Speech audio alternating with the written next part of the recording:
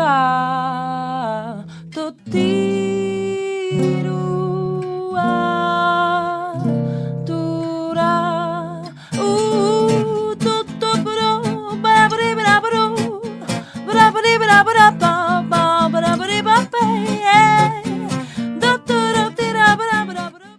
ustedes sigan luchando por el pueblo, yo los cuido desde el cielo. Maldad, hipocresía, la injusticia de la policía y la salud es una porquería.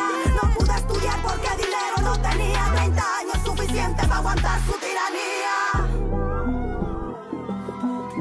Personalmente ha sido un camino súper difícil. Yo, si bien nací en Santiago, los últimos 10 años he trabajado en Araucanía, en Wallmapu, en defensa de los ríos, de los territorios. He trabajado con comunidades mapuche, con la Alianza Territorial Mapuche y con distintas organizaciones sociales. También he trabajado en el Instituto Nacional de Derechos Humanos, entonces he tenido una vida muy vinculada con los derechos humanos, con el territorio, en una región donde históricamente ha sido muy conservadora, muy de derecha. Y donde históricamente las mujeres nunca habíamos tenido cargos de representación de forma mayoritaria. En este contexto surge a través del Modatima, como les decía, del Movimiento del Agua, la idea de levantar esta candidatura por el derecho humano al agua, por la naturaleza, también como pensando en otras perspectivas respecto a una nueva constitución. Y levantamos una campaña donde desde un principio definimos que era un proyecto feminista, un proyecto por la justicia social, un proyecto por superar el neoliberalismo, un proyecto colectivo, y esta apuesta fue súper honesta y súper sincera, así como hacer campaña diciendo quiénes somos, de dónde venimos y qué queremos. Y fue una apuesta que fue exitosa. Logramos, no solamente yo, sino 4 compañeras de Modatima, todas mujeres, estar en esta convención constitucional. Y personalmente, bueno, si bien fue un camino bien difícil, porque una que viene de las organizaciones territoriales, de la población, de las calles, como postularse a un puesto, hacer campaña, moverse como en estos ámbitos institucionales de la política, es siempre súper desafiante y ajeno como a nuestras realidades. Sin embargo, bueno, ya obtener esto significó como un gran respaldo al trabajo que hemos hecho durante todo este tiempo, y estar acá, si bien ha sido difícil, porque en un principio no se daban ninguna condiciones materiales para poder trabajar, es un ambiente que es súper hostil hacia quienes, digamos, venimos desde los movimientos sociales, de la calle, de los territorios. Pero también ha sido como muy constructivo en cuanto hemos logrado como, en primer lugar, como aunarnos entre movimientos sociales, entre personas que, si bien somos independientes, tenemos un proyecto colectivo respecto a la justicia social y a la superación del modelo neoliberal y a la defensa de la naturaleza, del feminismo, entre otros aspectos. Y en ese contexto hemos podido construir propuestas, instalar ideas como, por ejemplo, no sé, una comisión de participación popular, ideas de descentralización, también una perspectiva de los derechos humanos como de la verdad histórica y de garantías de no repetición. O sea, como que hemos logrado instalar temas súper importantes que en definitiva ya están plasmando una proyección de una nueva constitución que se va a enfocar desde otros aspectos, desde la participación, desde la igualdad real, es decir, como de reconocer que somos diferentes, pero que las personas diferentes tenemos que igualarnos, tenemos que también pensar en derechos sociales, tenemos que también pensar en la participación popular, que es muy importante. Y en ese contexto creo que hoy día ya estamos sentando las bases para avanzar en este camino que va a ser una nueva constitución.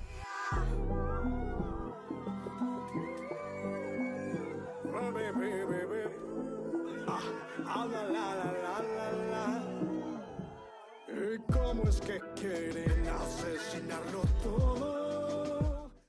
La idea de la Comisión de Derechos Humanos, si bien en primer lugar como partió como muy hacernos cargo de que la instalación de esta Convención Constitucional proviene de una revuelta social, de un estallido social que dijo, bueno, no queremos seguir funcionando en este estado opresivo, en este modelo neoliberal, y que en definitiva tensionó hacia que podamos, digamos, hoy día estar aquí sentadas y sentados. Y haciéndonos cargo de eso, también dijimos, bueno, lo primero que tenemos que hacer como la convención es hacer una declaración respecto a las presas y presos políticos de la revuelta, a las violaciones a los derechos humanos que siguen existiendo en nuestro país por parte de agentes del Estado, también a la realidad y a la militarización que se veía en Wallmapu. Pero luego también, como al decir, bueno, vamos a hacer una comisión, también se planteó la idea de que ya existe una concepción de los derechos humanos que es mucho más amplia, ¿no?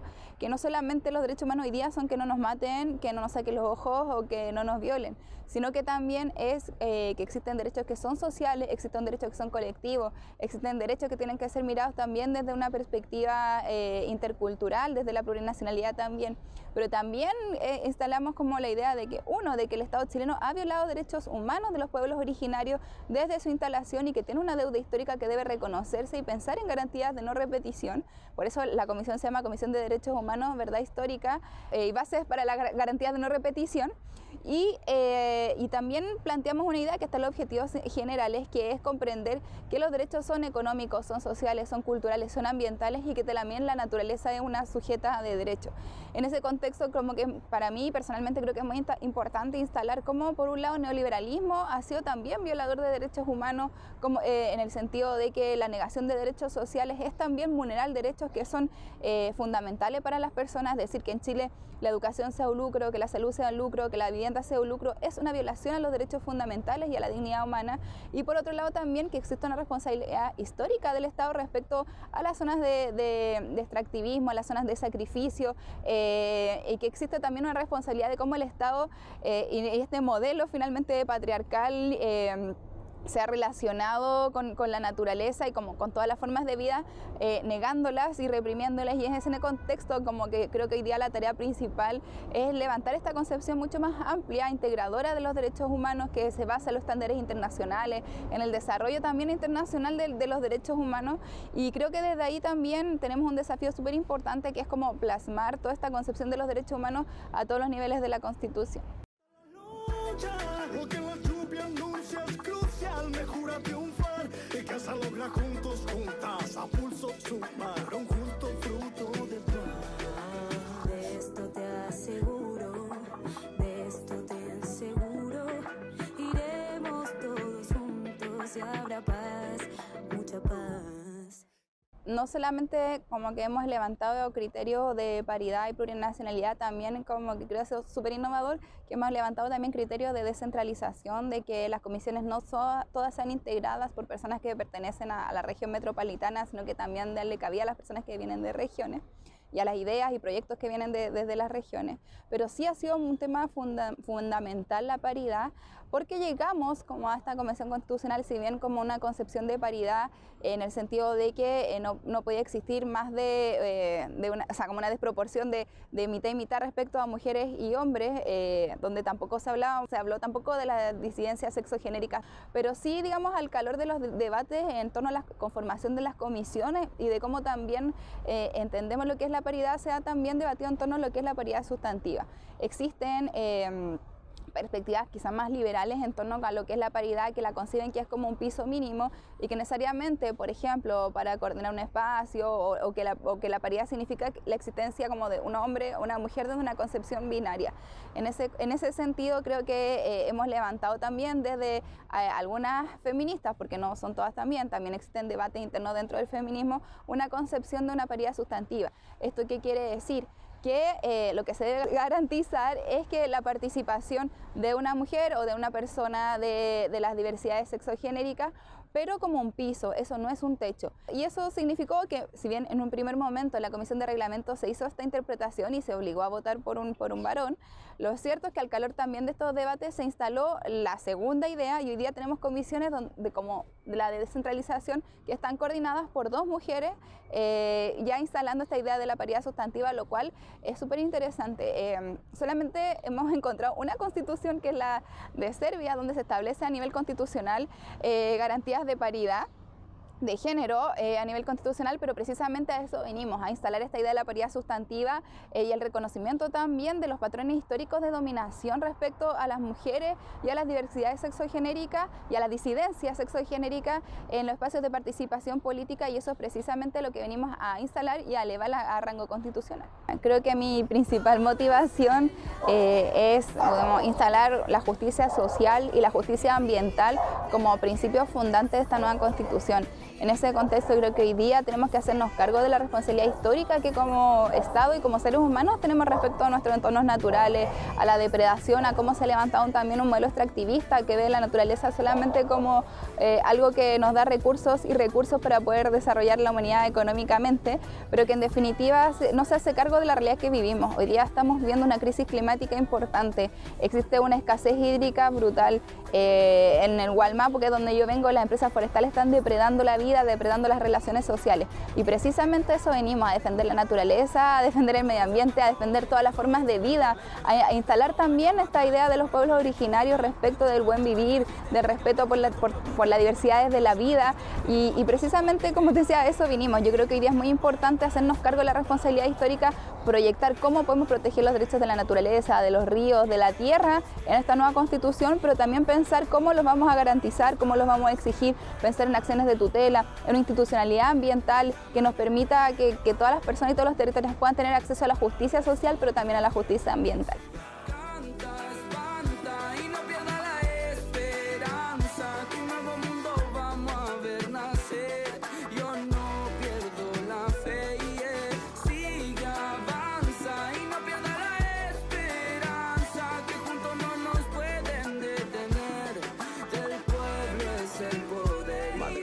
No son 30 pesos, son 30 años de precarización, de violencia estructural, de profundización del neoliberalismo, pero después decir no son 30 años, son 47, porque incluimos la dictadura. Y después los pueblos originarios dijeron, ojo, son más de 500 años, porque hay un modelo colonial y eso se sigue de cierta forma perpetuando e instalando hoy. Entonces, esa rabia que se hace cuerpo es la rabia, por ejemplo, de decirte, bueno, levántese más temprano al consultorio para hacer vida social o pregúntele a las vacas por qué no están dando leche. O sea, esa es la forma que los grupos privilegiados se ríen de los pueblos. Entonces, hay rabia y creo que la revuelta da fuertemente ese carácter de una violencia, pero una violencia de los pueblos por la rabia de justamente la violencia estructural que hemos vivido siempre y se ha perpetuado. Otras aguas es también los caminos recorridos. Creo que para mí por lo menos vinculo 3 grandes, o por lo menos 4 grandes luchas. El feminismo contra la dictadura cívico-militar, el feminismo que instala esta idea de violencia en el país, en la casa, en la cama, lo personal es político, pero además también los feminismos que van emergiendo desde distintas lecturas, ecofeminismo, feminismos territoriales, lesbofeminismo, un feminismo muy desde los pies de la tierra y desde las propias vivencias. Creo que es un gran referente, no hay que olvidar que los últimos 8 de marzo han sido las movilizaciones más multitudinarias post-dictadura. Otras aguas, el estudiantado, pero ahí soy bien honesta, para mí mi corazón son las y los estudiantes secundarios, o sea, el saltar los torniquetes, la toma de distintas edificaciones, una educación feminista, no sexista, laica, para mí son elementos fundamentales. Otras aguas, la lucha socioambiental, desde No Alto Maipo, No Hidraicén, contra la salmonicultura en Chiloé, pero también las luchas locales contra monocultivos, el agronegocio, modelo forestal, tantos más, y sin duda los pueblos originarios, donde para mí un referente es la lucha por la autonomía y la autodeterminación territorial del pueblo mapuche. Entonces, y además está el afluente de la generación de experiencias políticas al alero del 18 de octubre, las asambleas territoriales o, por ejemplo, yo he dicho, esta emergencia de una nueva y un nuevo sujeto político, él y la vecina. O sea, la vecindad se construye como un espacio de politización, desde tomar once en la calle, desde defender el barrio. Entonces, para mí eso, la rabia, las movilizaciones históricas y demandas y reivindicaciones, y la organización que surge al alero de esta experiencia. Organizaciones además tan potentes como las brigadas de salud, o la red de abastecimiento popular que post 18 de octubre dicen, bueno, podemos consumir y vivir de otra forma. No existe el temor a nada, pero esto es una selva. Quiero bien cerca a mi hermano y que ni uno se pierda. Nada de esto será en vano, pagarán su crueldad. Derribaremos cada una de esas mentes. En un primer momento el estallido fue muy masculinizado. Por ejemplo, una primera línea que de cierta forma representaba una masculinidad que obviamente era una masculinidad disidente al relato neoliberal, pero seguía siendo bien masculino. Y creo que ahí empezaron a suceder cosas súper potentes. Primero, que la primera línea no era masculinidad. Habían mujeres, disidencias ocupando ese espacio, pero además ocupando ese espacio sin dejar de ser mujer y sin dejar de ser disidencia. De hecho, hay una fotografía que yo admiro mucho, una compañera, la Claudia Pool, que empezó a hacer registro de las compañeras de la primera línea y donde justamente rompía esta suerte de estereotipo del macho varón revolucionario defendiendo el espacio. O sea, yo creo que ahí. Pero para mí, uno de los espacios más relevantes de energía vital que le dan un carácter claramente feminista a la revuelta es, por ejemplo, la experiencia del colectivo Las Tesis, que son capaces a través de un relato muy particular de hacer una sátira de la canción de Carabineros de Chile, institucionalidad que nos ha reprimido históricamente, darle un carácter universal. ¿Por qué? Porque el patriarcado es universal, la violencia hacia nosotras es universal y en ese sentido generar un sentir. Entonces, la colectiva Las Tesis, los rostros de mujeres de disidencia en la propia revuelta, pero además también no olvidar que el feminismo es una forma de organización, las asambleas, el turno de palabra. Yo siempre digo que cuando estoy en espacios feministas somos muy respetuosas de los tiempos, designamos los tiempos de habla, de circular, de rotar la palabra. Y cuando estás en otro espacio te das cuenta que no existe esa construcción cotidiana del ejercicio político. Y para mí eso es una de las improntas más importantes del feminismo. Pero además la experiencia de la calle, la experiencia performática, la experiencia irruptiva. Siempre las feministas hemos estado ahí, en todo. Quizá lo más relevante es hoy entender que el feminismo no es un eje, sino una transversalidad de cómo nos posicionamos.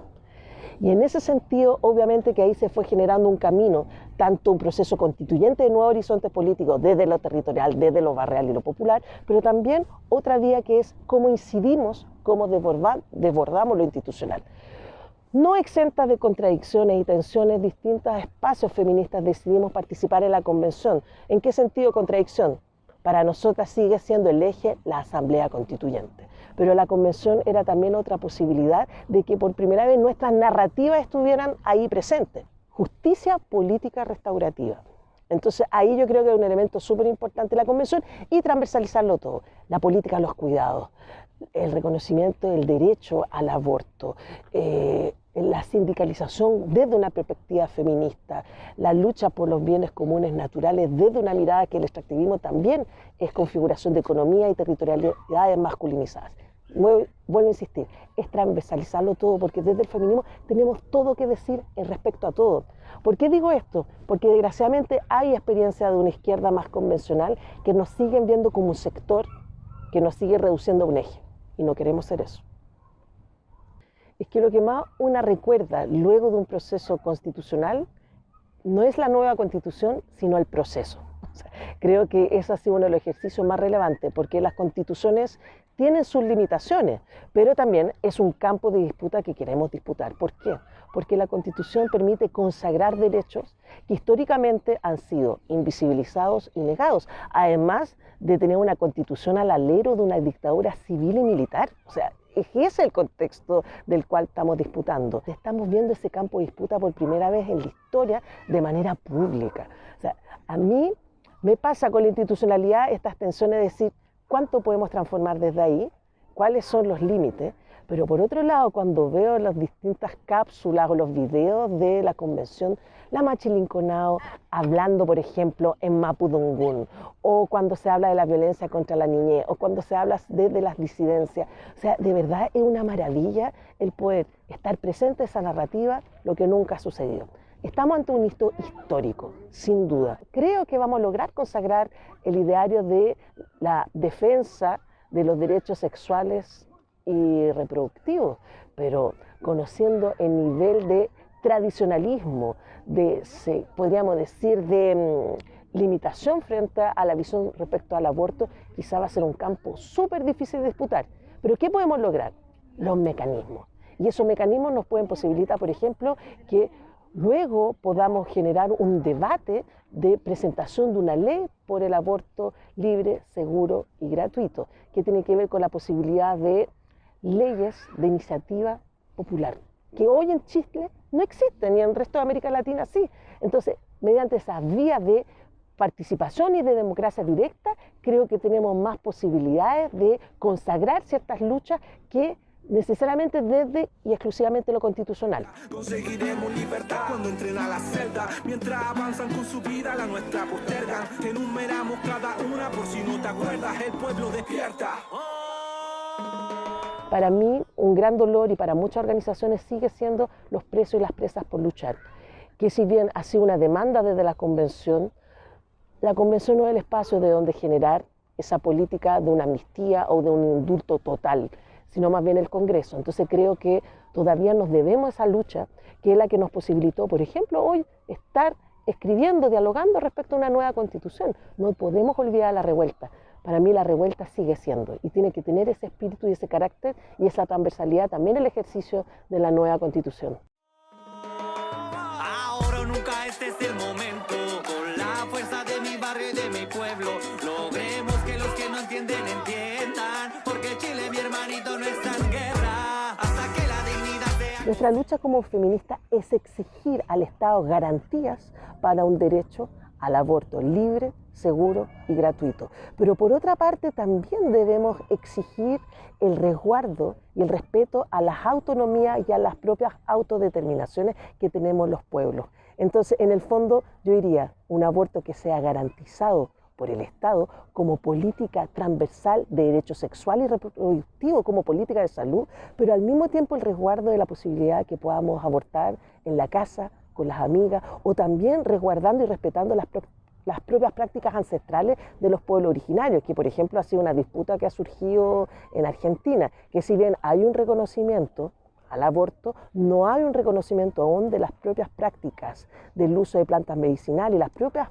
formas de gestionar los cuerpos, las cuerpas que tienen las mujeres de las primeras naciones o afrodescendientes o migrantes. Entonces ahí, ¿cuál es la complejidad? Primero señalar y muy enfáticamente, aborto de 3 causales y la despenalización no bastan, porque hoy mujeres, niñas, adolescentes siguen muriendo bajo condiciones absolutamente de precarización del aborto. Por eso el aborto tiene que ser absolutamente consagrado como una política social, de salud, sexual y reproductiva. Entonces, no va a ser una disputa sencilla. Tenemos una derecha muy convencional, muy tradicionalista, así como también no hay que olvidar que hay un sector de la izquierda también.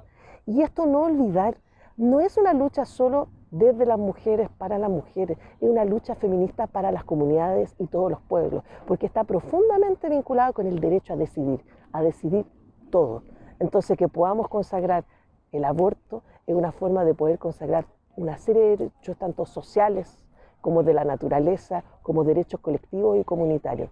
Quizás mi único énfasis que me gustaría que se pudiese abordar mucho más es la perspectiva comunitaria del aborto, cómo entenderlo como una experiencia transversal de los pueblos en que hay distintas formas, distintos abordajes, distintas prácticas culturales asociadas.